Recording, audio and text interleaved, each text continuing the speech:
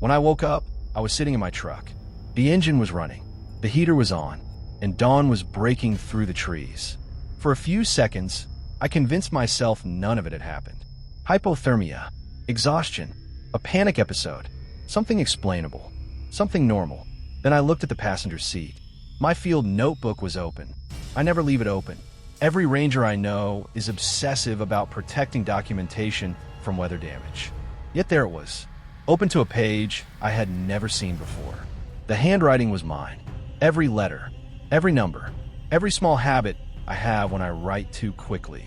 But I hadn't written any of it. At the top of the page was a date. 3 weeks in the future. Below it was a patrol report. North Trail, mile 17. Conditions, stable. Personnel assigned, 1. I stopped reading. My stomach turned immediately, because under personnel assigned was my name. Not unusual by itself, except next to it was a badge number. 1 digit different from mine. Close enough to look correct.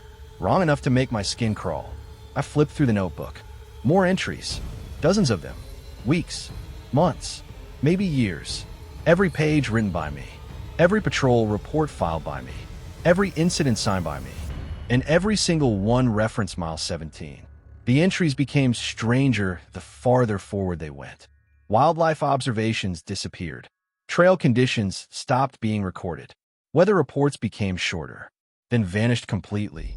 Eventually, the reports only contained a few sentences. Route maintained. Boundaries stable. No additional crossings. Then, near the end, voice count increased. Another page. Previous Keller observed again. Another. Replacement pending. I slammed the notebook shut. Hard, like that could somehow erase it. The radio crackled. I nearly jumped. Dispatch. Normal dispatch. A real voice. A familiar voice. Angela. Morning supervisor. Unit 7, status check. I grabbed the radio immediately. The relief I felt hearing another human being was overwhelming. Unit 7 here. There was a pause, longer than normal. Then Angela said something strange. Sorry. What? Wrong unit. My heart slowed. What do you mean wrong unit? It's me. Silence. Paper shuffling. Keyboard typing. Then, Unit 7 retired 18 months ago. I froze. Angela. More silence. Then she said quietly, "Who's this?" The transmission ended. Just like that. No explanation. No follow-up. Nothing. I stared at the radio. Tried to convince myself I had misheard. Tried to convince myself fatigue was affecting my perception. Then my phone buzzed. A text message. Unknown number. Only 4 words. Stop answering old calls. I checked the timestamp. The message had been sent 3 weeks earlier. I had never received it. Or maybe I had. Maybe I just didn't remember. The drive back to the ranger station felt wrong. Not dangerous. Wrong. Buildings looked familiar, but slightly rearranged. Vehicles were parked in different places. A maintenance shed I'd seen every day for months seemed newer somehow. Small details. Tiny inconsistencies. The kind you can't prove. The kind that slowly destroy your confidence. When I arrived, nobody seemed surprised to see me. Nobody mentioned a missing patrol. Nobody asked where I had been. Nothing. Just normal conversation. Coffee. Paperwork. Equipment logs. As if the previous night never happened. Then I saw Keller, or someone who looked exactly like Keller, sitting in the briefing room. Alive. Healthy. Talking to another ranger. I stood frozen in the doorway. The ranger beside him noticed me first. Morning. I pointed. Who's that? The ranger looked confused. Keller. I couldn't speak. The real Keller disappeared 6 years ago. Everybody knew that. Everybody. The ranger laughed. You okay? I looked back. Keller was staring directly at me. Not surprised. Not confused. Expecting me. Then he smiled. A tiny smile. Almost sympathetic. And slowly tapped the side of his coffee cup 3 times. Tap. Tap. Tap. The same rhythm I had heard from the trees beyond mile 17. The room suddenly felt much colder. Keller stood. Walked toward me. Everyone else continued their conversations. Nobody noticed anything strange. Nobody reacted. When he reached me, he leaned close enough that nobody else could hear. Then he whispered, "You came back faster than I did," and kept walking. I didn't report for patrol that day, or the day after. I used vacation time, then sick leave, then anything else I could use.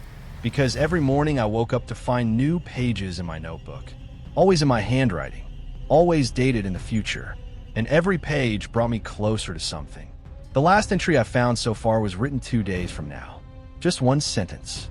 No report, no details, no weather, no signature, only this. North Trail will need 2 rangers after the next crossing. I don't know what that means, but tonight my radio started turning itself on again, and every time it does, I hear footsteps, perfectly matched to my own, as if something is still walking beside me, keeping pace, waiting for the next patrol, waiting for the next crossing, waiting for me to return to mile 17. And the worst part is, I'm starting to think I already have. 3 nights after I found that entry, I stopped sleeping. Not because I was afraid, at least not entirely. I stopped sleeping because every time I did, I woke up somewhere different. Nothing dramatic. I wasn't waking up miles from home or standing in the woods. It was always small things. The couch instead of the bed. The kitchen chair instead of the couch. Once, I woke up sitting at my dining room table with a pen in my hand. My field notebook was open. 3 new pages had been added. I tore them out before reading them. Then I burned them in the sink. I remember watching the paper curl black around the edges. I remember the smell. I remember the ash. The next morning, the same pages were back. Not copies. The exact pages. Same burn marks. Same blackened corners. Still attached to the notebook. That's when I started carrying a camera. A cheap body camera we used during search operations. I wanted proof. Something objective. Something that couldn't change afterward. I wore it for an entire week. Day and night. The footage looked normal. Until I checked the timestamps. Every recording contained gaps. Not corrupted sections. Not damaged files. Missing time. Hours at a time. The camera would record normally. Then jump ahead. 3 hours. 5 hours. Sometimes 8. No interruption. No indication anything had happened. Just time disappearing. One recording bothered me more than the others. I was sitting in my apartment watching television. The timestamp read 8:13 p.m. Then suddenly it read 2:47 a.m. Same room. Same position. Same television program. As if 6 hours had vanished without a single movement. But something had changed. There was mud on my boots. Fresh mud. Forest mud. The kind found near North Trail. I never remembered leaving. The camera never showed me leaving. Yet somehow I came back. The following afternoon, I drove to the station and requested access to historical incident reports. I used an excuse. Research. Training review. Anything that sounded reasonable. Nobody questioned it. That almost bothered me more. The archive room sat beneath the administrative offices. Rows of filing cabinets. Old maps. Boxes. Paper records stretching back decades. I searched for North Trail, then Mile 17, then disappearances. The first few files were exactly what I expected. Missing hikers, lost campers, search operations, accidents, nothing unusual. Then I found a report dated 1984. A ranger named Walter Briggs, last known assignment, North Trail. The report listed him as missing, presumed dead, but attached to the file was a handwritten statement, apparently written 3 weeks after his disappearance. The problem was obvious immediately. The statement described events that happened after he vanished. Weather conditions, maintenance activity, personnel changes, future incidents. The dates matched perfectly. Whoever wrote it knew things that hadn't happened yet. The final sentence made my hands shake. Tell Keller he still has time. The report was dated nearly 40 years before Keller disappeared. I checked it 3 times. The date never changed. I wish I could say that was the worst thing I found. It wasn't, because there were more files, many more, different names, different decades, different disappearances, but the statements always followed the same pattern. People vanished. Weeks later, new reports appeared. Reports written in their handwriting. Reports describing future events. Every one of them mentioned North Trail. Every one of them eventually mentioned Keller. Even reports written before he was born. I left the archive room feeling physically sick. That evening, my phone rang. Unknown number. I almost ignored it. Almost. Instead, I answered. For a few seconds, all I heard was static. Then a voice. My voice. Not similar. Not close. Mine. Exactly mine. It sounded tired. Older somehow. Like somebody who hadn't slept in months. Then it said, "Don't go tomorrow." The line disconnected. I checked the call log immediately. No incoming call. No record. Nothing. The next morning, Angela stopped me in the parking lot. She looked exhausted, like she'd been awake for days. "Can I ask you something?" I nodded. She hesitated, then said, "Have you ever met another version of somebody?" I stared at her. The blood drained from my face. She noticed immediately. "Never mind." She started walking away. I grabbed her arm. "What did you just say?" She looked terrified, not confused. Terrified, like she had accidentally said something she wasn't supposed to. Then she leaned close. "You weren't the first person to ask about Keller." My stomach dropped. "Who else?" She swallowed. "You." I felt cold all over. "What?" "You asked me the same questions 3 months ago." I laughed. Not because it was funny, because my brain didn't know how else to react. "I wasn't here 3 months ago." Angela didn't answer. She simply handed me a folded piece of paper, then walked away. Inside was a photocopy, a visitor sign-in sheet, dated 3 months earlier. At the bottom was my name, my signature, my employee ID number, everything correct, except I had never signed it, never seen it, never been there. Below my signature was a note, written in red ink. "Do not let him return to mile 17. The handwriting was mine. Again, always mine. That night, I finally decided to stop running. If something was happening, I needed answers. So I drove back. North Trail. Alone. No authorization. No dispatch notification. No radio contact. Just me. The forest looked different. Not visually. Not exactly. More like a memory that had started forgetting itself. Trees seemed familiar and unfamiliar at the same time. Landmarks appeared slightly misplaced. Distances felt wrong. While I reached mile 17, I found something waiting. Not a creature. Not a person. A trail marker. A new one. Fresh wood. Fresh paint. The sign read, Mile 18. The problem was obvious. There was no mile 18. North Trail officially ended at mile 17. Always had. Yet there it stood, as if it had always been there. Beyond it, the path continued into darkness. And for the first time, I noticed footprints. Hundreds of them, leading forward, none coming back. I stood there for a long time, listening, thinking, trying to decide whether to turn around. Then I heard a familiar voice from somewhere ahead. Not calling for help, not screaming, just speaking calmly, like someone waiting for a friend. "Keller." Another voice answered. My voice. Then a third voice. Also mine. Then a fourth. And a fifth. All speaking somewhere beyond mile 17. Some sounding older. Some younger. Some tired. Some afraid. All of them me. And every one of them was walking deeper into the dark that I should have turned around. That's the part that bothers me now. Not because I think it would have saved me. I'm no longer convinced that was possible. What bothers me is that I never seriously considered it. I stood there staring at the mile 18 marker, hearing multiple versions of my own voice drifting through the trees, and somewhere in the back of my mind the situation already felt familiar. Not normal. Familiar. Like I'd done this before. The realization hit me so suddenly that I physically stumbled backward. Because for a fraction of a second, I remembered something. A memory that didn't belong to me. Or maybe it did. I honestly don't know anymore. I remembered standing at the exact same marker. Only it wasn't nighttime. It was snowing. My beard was longer. My uniform looked older. And someone was standing beside me. Keller. The memory lasted less than a second. Then it vanished. But the feeling remained. The certainty. I had been here before. I just couldn't remember when. The voices continued deeper ahead. Moving. Waiting. Leading.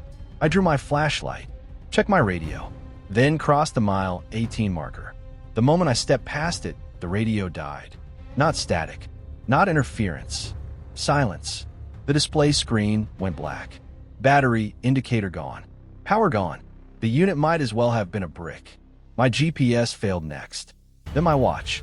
One by one, every electronic device stopped functioning. I stood there staring at blank screens. No signal. No time. No location. Nothing. The forest around me seemed unchanged. But I knew something had happened. The air felt heavier. the darkness deeper, as if I had crossed some invisible border. The trail continued downhill. At least I think it did. Distance became difficult to judge. Time, too. I walked for what felt like 20 minutes. Or maybe 3 hours. There was no way to tell. The voices never got closer. No matter how far I followed them, they remained ahead, always just beyond sight. Then I started finding ranger markers. Old ones. Very old. Wooden posts. Rusting metal tags. Faded paint. Some dated back decades. Many weren't on any official maps. Several had names carved into them. Briggs. Morales. Keller. Dozens more. Missing rangers. Dead rangers. Retired rangers. Every marker belonged to someone who had worked North Trail. Every one pointed deeper forward. None pointed back. I kept walking. Eventually the trees began thinning. The trail opened into a clearing. And that's where I found the station. At first, I thought it was some abandoned ranger outpost. A forgotten maintenance cabin. Then my flashlight hit the sign. North Trail Field Station. The words looked official. Government lettering. Park Service logo. Everything legitimate. Except no such station existed. I'd worked here for years. I'd studied maps. Emergency response plans. Infrastructure records. This building wasn't supposed to exist. Yet there it was. Weathered. Silent. Waiting. The front door stood open. Inside, lights glowed softly. Warm yellow light. Generator powered. Maybe the kind of light that makes you think people are inside. The kind that makes you feel safe. I wasn't stupid enough to trust that feeling. Still, I entered. The station looked occupied. Coffee cups. Equipment lockers. Incident boards. Maps. Computers. Everything arranged exactly like a functioning ranger office. Except every calendar displayed a different year. One said 1992. Another said 2007. Another 2034. Some dates hadn't happened yet. Others belonged to people long dead. My flashlight settled on a wall covered in photographs. Hundreds of them. Maybe thousands. Every photograph showed a ranger. Every photograph showed the North Trail. Every photograph had a date. And every ranger looked increasingly familiar. I moved closer. My pulse hammered in my ears. The first few were me. Then they were. A younger version. An older version. A heavier version. One with gray hair. One with scars. One wearing equipment I didn't recognize. Dozens. Hundreds. Every photograph contained me. Different ages. Different years. Different lives. Always standing somewhere on North Trail. Always looking directly at the camera. A sound behind me made me spin around. Footsteps. Slow. Measured. Approaching. I expected fear. Instead, I felt recognition. The same terrible recognition I'd felt all night. The footsteps stopped. Someone stood in the hallway. My flashlight shook.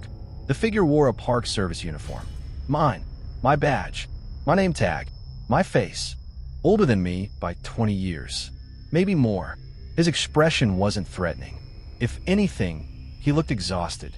Like someone carrying an impossible burden for too long. Neither of us spoke. Not at first. Then he sighed. The sound felt strangely familiar. You came earlier this time.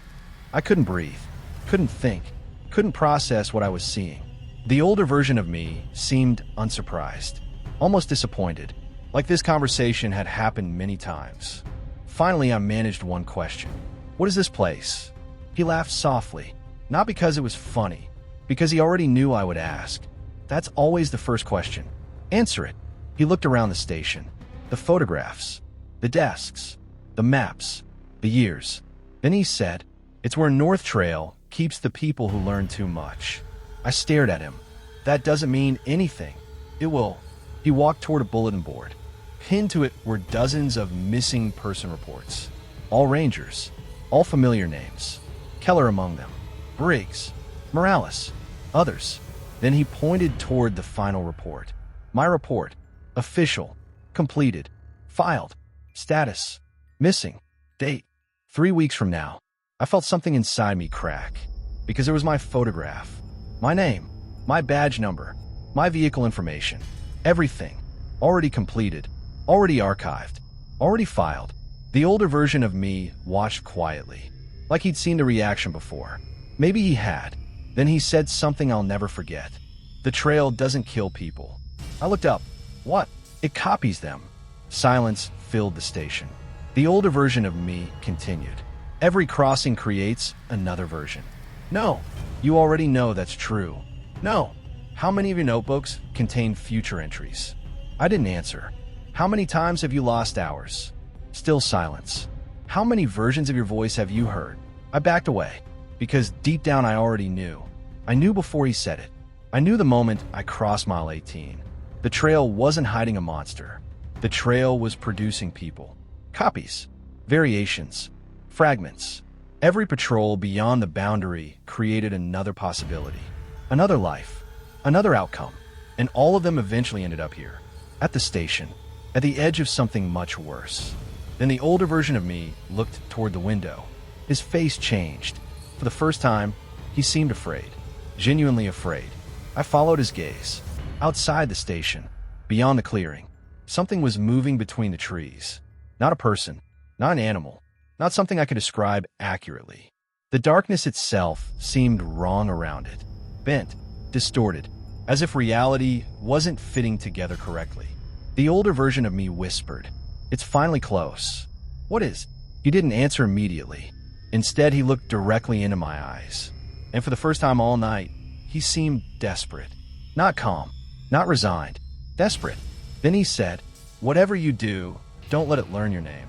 Outside, something stopped moving. The forest became completely silent. And from somewhere beyond the trees, a voice called out. My voice. Perfectly clear, perfectly familiar.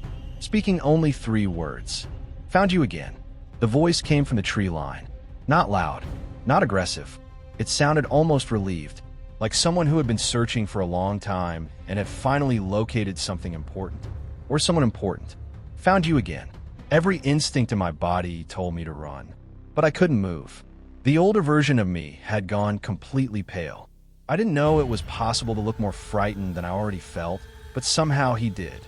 He stepped away from the window immediately. Not hurriedly, carefully, like sudden movements mattered, like whatever was outside might notice them. Then he pointed toward the floor. A small strip of faded tape ran across the room. I hadn't noticed it before. The tape formed a rough rectangle around the center of the station. Several desks sat inside it.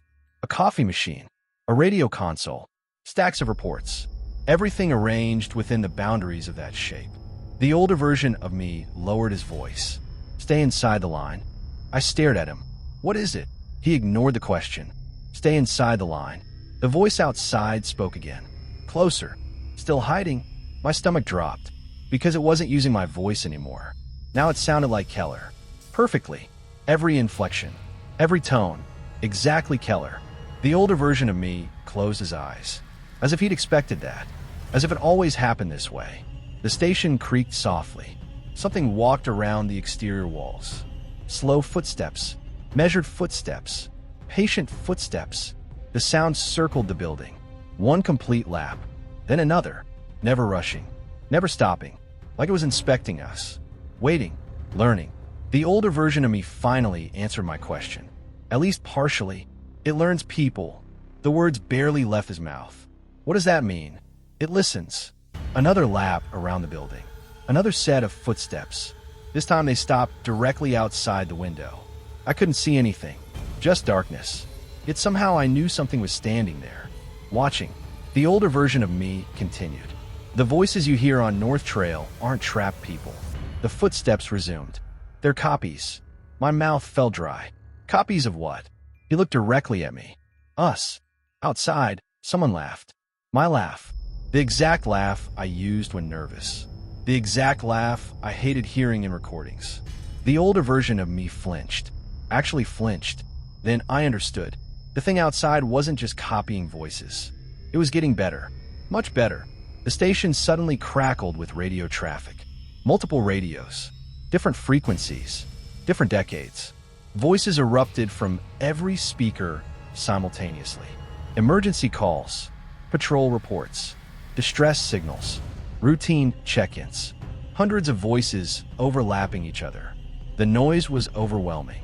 Then all of it stopped at once. Every speaker, every frequency, every sound, dead silence. a new voice emerged. My own, broadcast from every radio in the station. "Can I come inside now?" The older version of me whispered. "Don't answer." I wasn't planning to. The problem was that another voice answered instead, from somewhere deeper inside the station. A different version of me. Invisible, hidden somewhere in the building. "Not yet." I froze. The older version froze too. For several seconds, neither of us spoke, because we both heard it. Someone else was here. Another version. Maybe several. The radio voice laughed. Then the footsteps moved away. For now, the silence that followed felt even worse. I finally looked at the older version of myself. "What happens if it learns your name?" He didn't answer immediately. Instead, he walked toward a filing cabinet, unlocked it, removed a folder, and handed it to me. Inside were photographs. Thousands of them. Different versions of people. Different versions of rangers. The same faces repeating. Again, again, again. Some looked older. Some younger. Some injured. Some healthy. Some smiling. Some terrified. All variations. All copies. Then, I found Keller. Hundreds of Kellers. Maybe thousands. Every version slightly different. Every version eventually ending in the same place. North Trail. Field Station. Missing. I flipped further. Then found myself. An impossible number of myselfs. More than I could count. The oldest looked 70. The youngest looked barely 20. Every photograph eventually ended with the same label. Assimilated. The word meant nothing. Yet somehow I understood exactly what it meant. The older version of me saw the realization on my face. "Now you understand." "No, you do." I didn't want to, but I did. The thing outside wasn't collecting people. It wasn't hunting them. It was refining them, learning them, improving its imitation over time. Every crossing, every duplicate, every new version gave it more information, more memories, more behavior, more identity. The station lights flickered, for the first time since I'd arrived. The older version of me immediately looked terrified, not concerned. Terrified. That's not good. The lights flickered again, longer this time. Then once more. Darkness swallowed the room for nearly 3 full seconds. When the lights returned, someone was standing across the station. A younger version of me, not moving, just watching. The older version closed his eyes. "No." The younger version smiled. Then another appeared, near the radio desk. Different age, different uniform, same face. Then another, and another. One by one they emerged from doorways, hallways, storage rooms, corners, dozens of them. Every version of me imaginable, all staring silently. The older version stepped backward. They shouldn't be here. I finally understood something. These weren't survivors. These weren't victims. These were iterations. Failed versions. Discarded versions. Versions that never left. The station had been collecting them. Maybe for years. Maybe forever. Then every single one of them turned their heads simultaneously toward the window, toward the darkness outside, toward whatever had found us again. The lights flickered one final time, and for a split second during the darkness, I saw something standing in the middle of the room. Not one of us. Not human. Not describable. Just wrong. Fundamentally wrong. A shape reality couldn't hold properly. Then the lights returned. The shape vanished. But all the copies were gone too. Every single one. Only me and the older version remained. The station trembled. A low groaning sound echoed beneath the floor, like something unimaginably large was moving underneath the building.